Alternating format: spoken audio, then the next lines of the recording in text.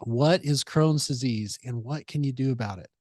Okay, so Crohn's disease is thought to be an autoimmune disorder. And I say thought because I'm not completely believing, for sure it's an inflammatory disorder, but I'm not completely agreeing that it is an autoimmune disorder that is part of your GI system. And one of the frequent causes a lot of mucus in blood. It's usually triggered by different foods. I see a lot of food sensitivities and food problems with Crohn's disease. And then there's some really neat things that you can do about it. Now, the traditional medical approach is to do something to decrease the inflammation and usually some type of immunomodulator. Methotrexate is a common one. Another commonly prescribed medication is Asacol. Um, Sometimes they'll use again, I said methotrexate. Cosinax is one that I've seen. Imuran is another. But what that does, and what they noticed is when they were giving people these different medications for different types of cancer therapy, they saw a lot of these autoimmune conditions temporarily decrease. And so they've kind of repackaged this.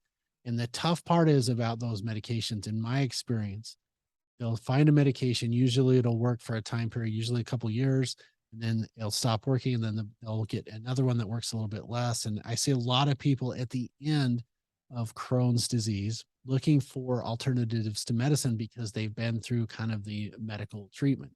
Almost all of my patients have stomach problems, and ulcerative colitis, which is a little bit different, and Crohn's disease are basically the common denominator is the same. So Crohn's disease, let's kind of go through. The first thing is we want to reduce inflammation in the body. And we can do that by avoiding some trigger foods, and primarily it's grains. Now, I have nothing against grains. And if you could eat grains 100 years ago before they mixed, different types of wheat with goat grass and formed all the super glue, all known as gluten, I think that we had less stomach problems. One of the things I tell people is like the first thing you do, listen, we can spend a lot of money testing on things and doing, put cameras in the stomach and do scopes and scans and everything else. But what I would suggest before you can save a lot of money and it really improves your health. It has almost never failed me is I want to avoid wheat for 90 days. Now, if you do that, a couple things happen. One is this is difficult. It's not forever, but I see a lot of benefit from this. And then one of the things that you have to remember is it's not like a sugar diet. Like if you tell people avoid sugar for 90 days and you go 45 days and your kid's birthday and then they have birthday cake and um you notice that, oh, you fall off the wagon, you decide I'm going to have some birthday cake, within 24 hours or so, the body's going to respond to that. So sugar is going to be out of your system, but not so when you're trying to do a gluten-free diet or a wheat-free diet. It takes about 90 days for the microvilli to recover from the exposure to the gluten. And so you can go 45, 50, 60 days. And then if have a weak moment and you have some pizza or peanut butter jelly sandwich or chocolate chip cookie, like that clock resets to 90 days. But what happens is I see a lot of inflammation reduction. I also see that when you reduce dairy. So those are my two recommendations. But let's also talk about some other specific therapies that are really a game changer for Crohn's disease. The first one is that to do some vitamin infusion therapy where you're skipping the stomach because the stomach is mad and red and inflamed. And if you skip it and do some vitamin infusion therapy, if you do put it right into the vein, we can literally put in months supplies of vitamins and minerals inside of the vein, and you can heal people from the inside out. So that's the IV micronutrient therapy. I also see tremendous value in hyperoxygenating the tissues by doing something called rectal insufflation therapy. This is an advanced oxidative medicine technique where we literally take oxygen and we run it through electric spark. It converts just a tiny amount of this into ozone. We put it into a syringe with a little catheter. It is really amazing for oxygenating and healing those little pits and crypts and those bleeding things that you get Crohn's disease.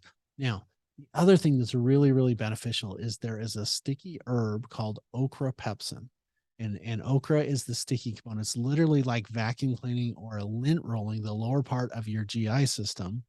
And the pepsin helps to digest the mucus so frequently associated with Crohn's disease. So it's a vacuum cleaner mucus breakdown herbal medicine that works on the distal part of the colon. Higher up in the stomach, some really good recommendations there. I like to break down food faster by using apple cider vinegar or a proteolytic enzyme, which is protein amylase and a lipase, which means it breaks down fats, carbs, and proteins. And we want to protect the entire mucous membrane by giving a combination of your fat soluble vitamins, vitamin A, particularly, vitamin D, vitamin E, and vitamin K. So those help to heal and soothe irritated GI tissue. So a combination of vitamin infusion treatments, rectal insufflation, and protecting the upper system with fat soluble vitamins, and also that vacuum cleaner and mucus breakdown in the distal part of the colon with ochrapepsin. I've seen some really good outcomes with Crohn's disease. Usually, a treatment takes about 90 days to go over a Crohn's case where you'll see some nice improvement. It's usually at least 4 to 6 blood cycles. So, Carter, I'm going to put you on the spot a little bit. A blood cycle. How long do red blood cells last in the body? 120 days. Yeah, 90 to 120 days. And so, when I go and start talking about healing things, usually it takes about 90 days, 120 days for the blood to come out of the bone marrow, go into circulation, carry oxygen, nutrients throughout the body, carry waste products from the tissues to the liver and kidneys, then go to the spleen and literally get recycled.